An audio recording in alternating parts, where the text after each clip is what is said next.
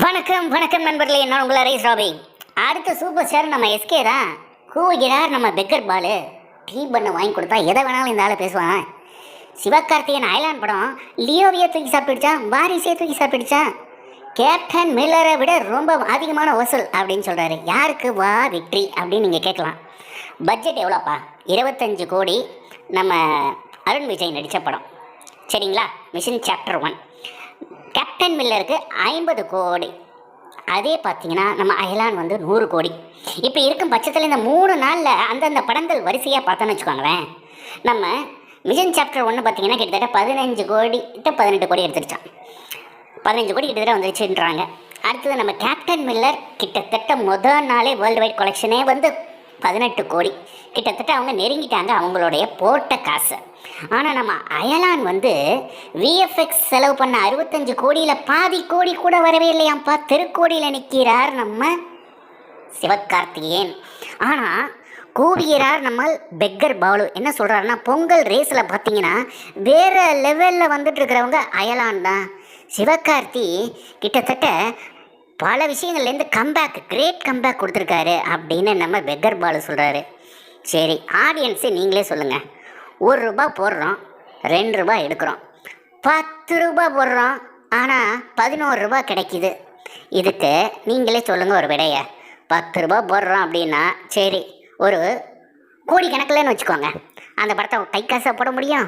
கொஞ்சம் இங்கேருந்து அங்கேருந்து கடன் வாங்கி எல்லாத்தையும் தானே போடணும். அதுக்கு இன்ட்ரெஸ்ட் என்னாச்சு? கந்து வட்டி, ஸ்பீடு வட்டி, மீட்டர் வட்டி, இப்படிலாம் பல வட்டி இருக்குது. இந்த வட்டி எல்லாமே வந்து நம்ம சிவகார்த்திகேயனுக்கு தெரியும். ஏன்னா 125 கோடி கடனை ஒரே ஸ்லாட்டில் செக்காக முடிச்சிட்டாருன்னு சொல்கிறாப்புல நம்ம பெக்கர் பாலு. டேய், மீடியானாலே ஏற்கனவே கேவலமாக பேசிகிட்டு இருக்கிறானுங்க. ஆனால் உங்களை மாதிரி வந்து இருக்கக்கூடிய சீனியர் பத்திரிகையாளர்கள் சொல்லக்கூடிய விஷயங்கள்லாம் டோட்டலாகவே ஒரு இதாகிடுச்சு. சரி, நம்ம வருவோங்க படத்துக்கு. ஒரு படம் அப்படின்னா ஒரு டெடிக்கேட்டிவாக எதாக இருந்தாலும் செஞ்சாலும் சரி. சும்மா பார்த்தா ஏதோ நம்ம கிராஃபிக்ஸை வச்சுக்கிறது, குழந்தைங்களுக்கு ஃபேமிலி ஆடியன்ஸ் தான் வரும். அதனால் வந்து அயலான் வந்து மிகப்பெரிய வெற்றி அப்படின்னு சொல்கிறது ரொம்ப கஷ்டமாக இருக்குதுங்க. என்னத்தை தான் சொல்கிறதுன்னு. சரி, பொங்கல் ட்ரெஸ்ஸில் எவன் வேணாலும் வெற்றி பெறுங்க. ஆனால் கஷ்டப்பட்டு தன் கையை உடச்சிக்கிட்டு இந்த பக்கம் இருக்கிறாப்புல மிஷன் சாப்டர் 1 கதாநாயகன் நம்ம அருண் விஜய். கேப்டன் மில்லரை சொல்லவே தேவையில்ல. நம்ம தனுஷ் அவர்கள் வேறு லெவலில் செதுக்கியிருக்காப்புல. சிவகார்த்திகேயனும் இதுக்கு முன்னாடி நம்ம வீட்டு பிள்ளை உங்கள் வீட்டு பிள்ளை மாதிரி தான் இருந்தாப்புல. எல்லாரும் பாராட்டி பேசணும். ஆனால் இன்றைக்கி உண்டை வீட்லேயே ரெண்டகம் பண்ணவனை பார்க்கும் பொழுது எப்படி சொல்கிறாங்கன்னா, அயலான் நல்ல வேலை தனியாக வந்தாப்புல, ஒய்ஃபோடு வந்திருந்தா சிவகார்த்திகேயன் ஓஹோ ஆஹா அப்படின்லாம் பேச ஆரம்பிச்சிட்டாங்க. என்ன தான் இருந்தாலும் அந்த கரும்புள்ளி போகும்னு நினைக்கிறீங்க? கொஞ்சம் கஷ்டம்தான். கொஞ்சம் இல்லை, ரொம்ப கஷ்டம்தான். எத்தனை மீம்ஸ் போட்டாலும் இனிமேல் எதை செஞ்சாலும் சரி நம்ம சிவகார்த்தியை டீமான் ஒத்த ஆடியோ தான் வச்சு செய்வாங்க எல்லாருமே. இந்த மாதிரி சமயத்தில் சிவகார்த்திகேயன் எப்பொழுதுமே மௌனமாக இருந்துக்கிறதே நல்லது. முன்னாடி பேச்செல்லாம் பேசின மாதிரி, முன்னாடி ஒரு பேச்சு பேசுவாப்புல நம்ம சிவகார்த்தி, அப்படியே நல்லவன் மாதிரியே பேசுவாப்புல. டேய், நீ இப்படிப்பட்டவனா அப்படின்னும் போது அயலான் படம் கூட இன்னொரு ரிலீஸ் ஆச்சு. அது ஒரு சின்ன பிட்டு படம். அது என்ன சொல்கிறாங்கன்னா, பின்னணி பாடகி கூட நம்ம சிவகார்த்தி இதுக்கு முன்னாடி வேறு லெவலில் இருந்தாப்புல ஒரு ரிலேஷன்ஷிப். அது உன்னுடைய பர்சனல், இதெல்லாம் நாங்கள் சொல்லக்கூடியது இல்லை. அண்ணே அண்ணே, தம்பி தம்பி அப்படின்னு குடும்பத்தில் 1 2 அப்படின்னு பழகிட்டு இருந்த கும்பலை நீ அப்படியே அந்த குடும்பத்தை, உன்னுடைய செயல் எவ்வளோ பெரிய செயல்பா, அந்த குடும்பத்தையே பிடிச்சா பாரு. அதுவும் இல்லாமல் உன் படத்தை நாங்கள் பார்க்குறதுக்கு வந்தது ஒரு 2 விஷயம். ஒன்று காமெடி, இன்னொன்று பாடல். இந்த பாடல் சூப்பரான பாடல் வந்தது யார் காரணம்? அண்ணே அண்ணேன்னு நீ கூப்பிட்டுட்டு இருந்த இமான். அப்படிப்பட்ட இமானுக்கே நீ வச்சுட்ட நீ போட்ட மியூசிக்கு அப்படின்னும் பொழுது உன் படத்தை பார்க்க வருவாங்கன்னு நினைக்கிற. அப்படியே பெற்றோர்கள் கூப்பிட்டு போகிறாங்கன்னா பெற்றோர்கள், எப்பா இவன் ஹீரோப்பா, இவன் நல்ல பையன்ப்பா, இவன் சூப்பராக நடிக்கிறான்ப்பா அப்படின்னு சொல்லுவாங்க. அவங்க மனசுக்குள்ளே ஒருத்திட்டு இருக்கிறது தெரியும், சின்ன பிள்ளைக்கு தெரியாது. சிவகார்த்திகேயன் இப்படியா அப்படின்லாம் கேட்க ஆரம்பிச்சிட்டாங்க. சிவகார்த்திகேயன் படத்துக்கு போகணுமா? இப்படிப்பட்ட ஒரு வார்த்தவனை கூட, ஏன்னா நம்ம வீட்டு பிள்ளை மாதிரி நினச்சிட்டு இருக்கிற இதை நீ பக்கத்து வீட்டில் தாவி இந்த மாதிரி வேலையை பார்த்துருக்க அப்படின்றது இது என்னைக்கா இருந்தாலும் வச்சு செய்வாங்க. அதுக்கு ஏற்றாப்புல தான் நம்ம சிவகார்த்திகேயனை நடந்துக்கிறாப்புல. 1 by 1 வெளியே வருது எல்லாமே. ஏன்னா அப்போ சிம்பு நல்லவனா, தனுஷ் நல்லவனா, இவனுங்கள்லாம் நல்லவனுங்களா அப்படின்னு ஒரு கேள்வி வரும். கண்டிப்பாங்க. சிம்பு நல்லவனா, தனுஷ் நல்லவனா அப்படின்னா சிவகார்த்திகேயன் ஒரு ஆக்டர், ஒரு நடிகர், அதுவும் பெரிய ஆக்டர்.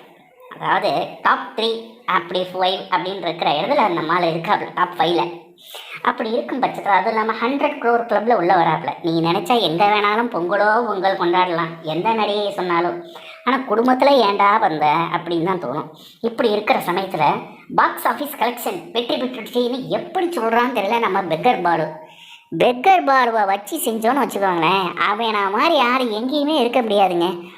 அஜித்துக்கு சொம்பு தூக்குனாப்ப, அடுத்தது விஜய்க்கு. லியோ படத்தை ஆஹா ஓஹோன்னு சொல்லி லியோ படத்தை ஒன்றும் இல்லாமல் போனதுக்கு காரணம் 50% நம்ம பெக்கர் பாலு. மீதி 50% லியோ படம் ஒன்றும் இல்லாமல் போனதுக்கு காரணம் நம்ம சிவகார்த்திகேயனோட ஆடியோ. பயங்கரமான ஆடியோவாக போச்சு இல்லை ட்ரெண்டிங்கு. லியோவையே ஒன்றும் இல்லாமல் அமுக்கிடுச்சு. இப்போ பொங்கல்னு பொங்கல் கொண்டாடிட்டு இருக்காங்களா அயலான் வெற்றின்னு. அயலான்னு 3 நாளாக பார்த்தீங்கன்னா 20 கோடியை தாண்டறதுக்கே பயங்கர முச்சை பிடிச்சி முக்குறானு. அதுதான் உண்மை. 3 நாள் இவ்வளோ தான். இப்போ எஃப்எக்ஸ்க்கு எவ்வளோ செலவு பண்ணீங்க? படத்தோட மேக்கிங்க்கு எவ்வளோ? சிவகார்த்திகேயன் சம்பளம் வாங்கலை, சரி ரைட் ஓகே, நீ கடனில் இருக்கிற, நீ எங்கே வேணாலும் உனக்கு கழுத்தில் துண்டை போட்டு கேட்குறாங்க, நீ சம்பளம் வாங்கினா என்ன வாங்காட்டி என்ன? 100 கோடியில் ஒரு படத்தை போட்டிங்கன்னா ஒரு 150 கோடி வரணும்.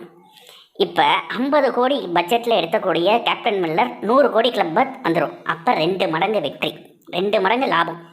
இதே 25 கோடியில் செலவு பண்ணி எடுத்த மிஷன் சாப்டர் 1 அருண் விஜய் படம் கண்டிப்பாக ஒரு 10 கோடி எக்ஸ்ட்ராவே கிடைக்கிறதுக்கு சான்சஸ் இருக்குது, இல்லை 15 கோடி எக்ஸ்ட்ரா சான்சஸ் இருக்குது.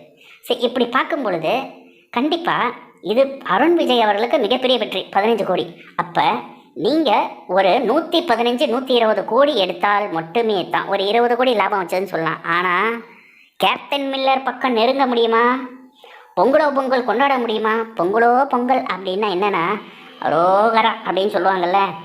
அயலான் படத்தை எடுத்து 100 கோடிக்கு செலவு பண்ணி 100 கோடி கிடைக்குமா என்னன்றது தான் இப்போ பெரிய பிரச்சனை. எப்பயுமே கம்மியான செலவை போட்டு அதிகமாக லாபம் எடுக்கிறது தான் இந்த புட்சாலித்தனம். இவெல்லாம் பேசுகிறான், நம்ம போய் படத்தில் போய் உட்காந்தான்னு வச்சுக்கோங்களேன், பூமர் அங்கிள் ரேஞ்சுக்கு நம்மளை ட்ரீட் பண்ணுறானுங்க. சின்ன பசங்களே அப்படித்தான் நினைக்கும் பொழுது அப்புறம் நம்மெல்லாம் என்னத்தை சொல்கிறது? ஆமாம், பாக்ஸ் ஆஃபீஸ் கலெக்ஷன் நிலவரம் இதுதான். அப்போ போட்ட காசை எடுத்துச்சா அப்படின்னா அயலானு அது கடவுளுக்குத்தான் தெரியும் அப்படின்னு சொல்ல முடியாது. அது இப்போவே கொஞ்சம் எல்லாமே கசிஞ்சு ஆரம்பிச்சிருச்சு. 20 கோடி கூட தாண்டலை 3 நாளில் அப்படின்ட்டு. ஏன்னா கேப்டன் மில்லரே முதல் நாள் 18 கோடி. அதுக்கப்புறம் பார்த்திங்கன்னா வெளிநாட்டில் தான் அதிகப்படியான கேப்டன் மில்லருக்கு மிகப்பெரிய ரெஸ்பான்ஸு, மற்ற ஸ்டேட்டில் கூட கிடச்சிருக்குங்க. இப்போ சிவகார்த்திகேயன் எடுத்த ரிஸ்க்கு பார்த்திங்கன்னா கிட்டத்தட்ட கடனே 125 கோடின்றானுங்க, 100 கோடின்றானுங்க. ஏதோ ஒன்று இருக்கட்டும், இப்படிப்பட்ட ஒரு ரிஸ்கை எடுத்து மனுஷன் படம் ரிலீஸ் ஆகுமா ஆகாதுன்ற சமயத்தில் கடன் வாங்கி இங்கே அப்படி இப்படின்னு போய் எப்படியோ எடுத்து வெளியே ரிலீஸ் பண்ணிட்டாப்புல. பண்ண உடனே இப்படி ஒரு ரெஸ்பான்ஸு நம்ம அயலான் எதிர்பார்க்கலை. இருந்தாலும் ஏதோ தப்பு பண்ணிட்டாப்புல, மணிச்சோடியா போய் தொலையா, சினிமானாலே ஒரு இப்படித்தான் அப்படின்னு நம்ம நினச்சி நம்ம சிவகார்த்திகை என்ன சொல்லலாம் அப்படின்னு பார்க்கும் பொழுது, இவ்வளோ ரிஸ்க் எடுக்கிறப்பா, இந்த ரிஸ்கெல்லாம் விடு, உன்னுடைய திறமை எதில் நடிப்பில் காட்டு, கதையை சூஸ் பண்ணுறதுல காட்டு, படத்தோட மேக்கிங்லேயோ ஐடிவிங்க வச்சுக்கிட்டு இருக்கிறது இல்லையோ, இல்லை நம்ம பெக்கர் பாலு மாதிரி இருக்கக்கூடிய ஆளுங்களுக்கு காசை கொடுத்து பேச வைக்கிறதோ, இதெல்லாம் தயவு செஞ்சு விட்டுரு. ஐடிவிங்னால் வளர்ந்தவன் எவனுமே நிலைச்சி நிற்க முடியாது. இதுதான் நிதர்சனமான உண்மை. இதை எப்போ ஒத்துக்க போகிறாப்லையோ நம்ம சிவகார்த்தின்னு தெரியல. ஏன்னா அவருக்குன்னு ஒரு ஐடி கம்பெனி மாதிரி ஒரு ஐடி விங்க வச்சுக்கிட்டு அவர் படம் ஓடலையோ பிச்சுக்கிட்டு எல்லாத்துக்கும் விமர்சனம். அதான் நல்லா செஞ்சு விட்டானுங்க. ரெமோ, காக்கி சட்டை, பிரின்ஸுக்கு கிடைச்சது பாருங்க, என்ன ஒரு இது. அதுதாங்க உண்மையான நடிப்பு, உண்மையான உழைப்பு. இது இருந்துச்சுன்னா கண்டிப்பாக படம் ஓடும், மக்களுக்கு பிடித்திருந்தால். ஃபேக்காக ஒரு ரிவ்யூ கொடுக்கறது, ஆளுங்களை செட்டப் பண்ணி பேச வைக்கிறது, இப்படிலாம் இருந்துச்சுன்னா பங்கம் பண்ணி தான் அனுப்புவாங்க. ஏன்னா ஒரு காலத்தில் விஜயை பார்த்து வளர்ந்து கொண்டு இருக்கிறவர் அப்படின்னு சொல்கிறாங்க. ஏன்னா விஜயோட அப்பாவும் இப்படி தான் பண்ணாராம்.